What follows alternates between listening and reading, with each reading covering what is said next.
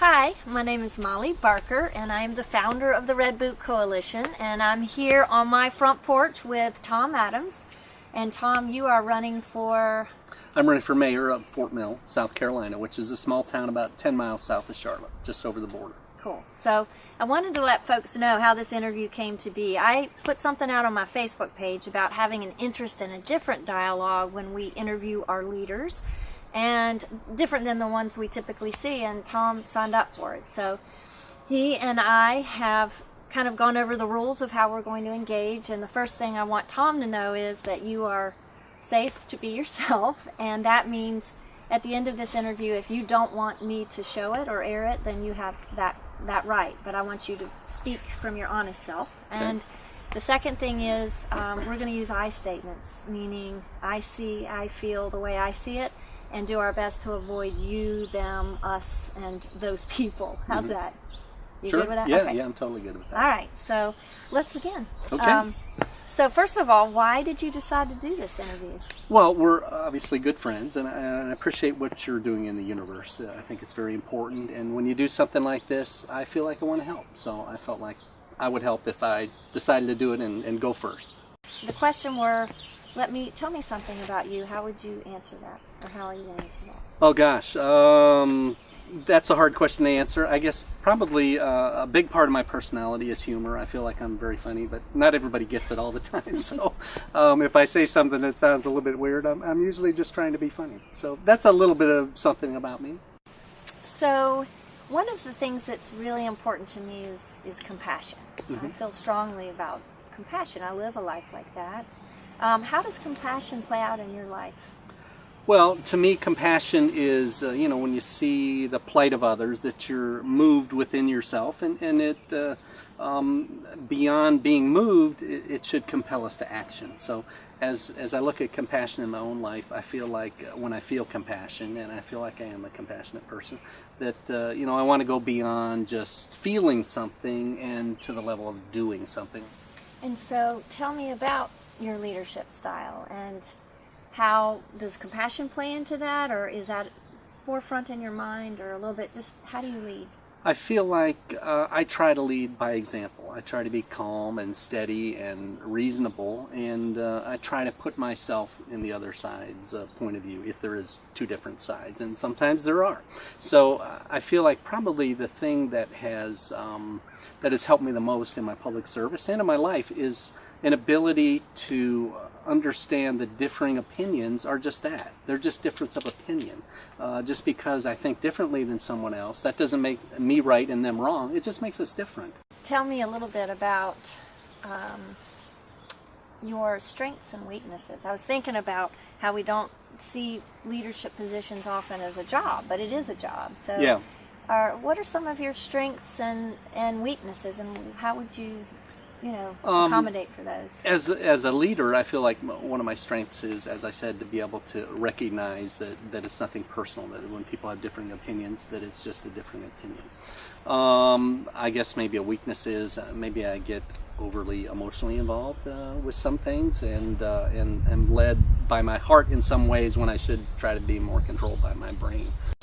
So I cry a lot. And I feel no shame about that. Yeah. And I do it when I speak, and a lot. So when's the last time you cried? Oh, and gosh. what was happening there? I can't recall it, but specifically. But certainly I do cry. I guess as a man, we're kind of raised or I was raised that that's a bad thing to display emotion. But certainly, I guess what brought that forth in me, the ability to cry, was the experience of grief that I went through when my wife passed away. So being in touch with that grief and kind of indulging myself in it gave me a more pronounced ability to cry and embrace those tears, as opposed to being ashamed of them. So yeah, I do cry mainly about things that I guess things that I feel emotional about when I think about my children and relationships and things like that. How would your children or grandchildren describe you? Oh gosh, well, I guess that's a question better asked of them, but my grandchildren are still too young, I think, to describe me other than that fun guy that gives really impressive presents. My kids, I think, would say that their dad is, and see, now I'm getting emotional, intelligent and funny and kind, loyal, those sorts of things, faithful. So what goes on, you think, that brings that emotion up? What happens? See, I don't know, and that's kind of the thing that I'm more in touch with now, having experienced that depth of grief that I did 5 years ago. So I don't know what it is, but I try to, and sometimes I still try to push it down and make it control itself or behave itself. But I don't know what that is. I can't explain it. And so part of, I think, my calling in the world is about creating spaces for people to be themselves with the organization I founded and everything. So what do you think happens? Because in just a moment ago, I did feel connected, right? You were vulnerable. What has to happen for that, you think? What has to happen for people to feel that way? You mean in public life? Yeah, or in our leaders? Anything. And even maybe it starts with ourselves, or, I don't know. I don't have the answer. That's the challenge I think facing. It goes to fear. I think we don't want to be vulnerable. We don't want to appear weak. We want to give the face to the world of strength and to be vulnerable. And I don't know why that is, why our society equates vulnerability and emotion with fear or with as a negative thing, as opposed to in equating strength with being steely and unemotional. And that's, I think that's actually caused a lot of problems in our world. But, and I don't know why that is. I don't know why society has built itself in that way. But I think it's important that we are able to express our emotions and feel them and be vulnerable. But again, it's hard to do. And as a public servant, sometimes you don't want to appear that way because you want to appear professional and above board and strong. What has been the hardest thing about having a public life in politics? Gosh, well, before I became involved in the public life, before I won election, I was somebody in Fort Mill that provided a lot of criticism to the leaders. I threw a lot of darts, and I discovered that it's a lot easier to be out there throwing darts than it is to be catching them. So I guess seeing that other side has helped me realize that as a public servant, we can't always do the things that people want us to do. And, I was very insistent about things I thought that people that were on the town council should do. And now once I'm on there, I realize some of those things you just can't do. You just don't have the ability to do it, whether legally or ethically or whatever the situation is. In Fort Mill, it mainly revolves around growth because the town is growing very rapidly.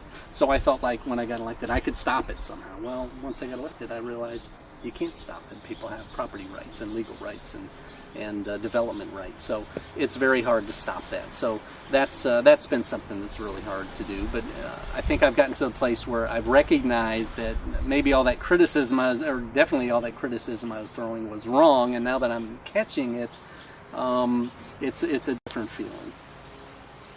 So, with 1 minute or less, tell me why this matters to you. Why what matters? This interview? Anything, all of it. Running for office. Why is this important to you? Well, my public service is important because I feel like it's important for everybody to give back to the community. I just cannot be a person that holes up in my home when I'm not working and not do anything in the community. And I think we need more people that are willing to step out and help and be involved and work in the community and give of themselves to the people around them. Because it's not all about me. It's not all about us. We have to be in it for the we. It's a community. It's not an organization. It's an organism, and we're all part of a greater good, and we need to do our parts. So I'm gonna hold you on that for a second. Okay. The question is, why does it matter to you? Okay. So you were using a lot of we's. So why does this matter to you? Why does it It's matter harder to me? to get there, It isn't gives it? me a feeling of fulfillment, Yeah. I suppose, that I am involved and that I am doing something. So I get satisfaction out of that. And it's important to me to feel that sort of satisfaction, maybe significance. I don't know. But I wish that more people felt an obligation to serve outside of themselves. So it matters to me because I know it's important to the community, and it's important to me because it gives me that satisfaction that I am doing something over and above other than just for me. I'm not doing things just for me. I'm able to do things for the community, and that's important to me. One word about all of this interview, or one or two. Like, how you feeling? I can't give you just one or two words. That's impossible for me. I feel fine. It's very comfortable and easy, so Thank you. it's been good. Thank you. I appreciate it. Yeah. Thank you guys for joining us on the porch, and I thank you very much for just playing along. So Okay. Thank you. yeah, Laura. yeah.